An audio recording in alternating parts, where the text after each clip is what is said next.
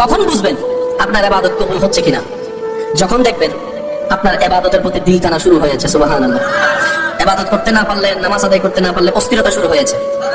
আপনার দিল রাতের ঘুম নষ্ট করে তাহাজ্জুদ পড়ার জন্য লোভ অনুভব করছে।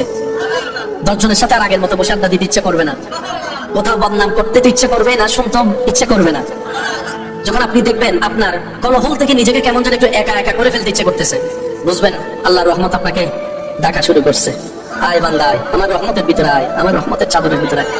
যখন আপনার ভিতরে আল্লাহর রহমতের ছায়া আসা শুরু করবে, তখন আপনার এই চোখ যেদিকে সেদিকে তাকাইতে ইচ্ছে করবে না। দেখলেও ভুল করে অটোমেটিক আপনার অজান্তে চোখটা নিচু হয়ে যাবে, আপনি বুঝতেও পারবেন না। আপনার এই জবান দিয়ে কাউকে পচা মন্দ কথা বলা তো দূরের কথা, কাউকে একটা কথা বলার আগে আপনার এই ঠোঁট 10 বার ভাববে, তার অন্তরে আঘাত লাগবে না তো, সে অপমান হবে না তো, সে কষ্ট পাবে না তো। এই জবান আপনার অটোমেটিক কন্ট্রোল হয়ে যাবে। আর যদি ভুল করে বলা হয়েও যায়, আপনার দিলের মধ্যে একটা তুফান শুরু হয়ে যাবে। ওই মানুষের কষ্ট চাইতে 3 গুণ কষ্ট আপনার এখানে অনুভব পাওয়া শুরু করবে।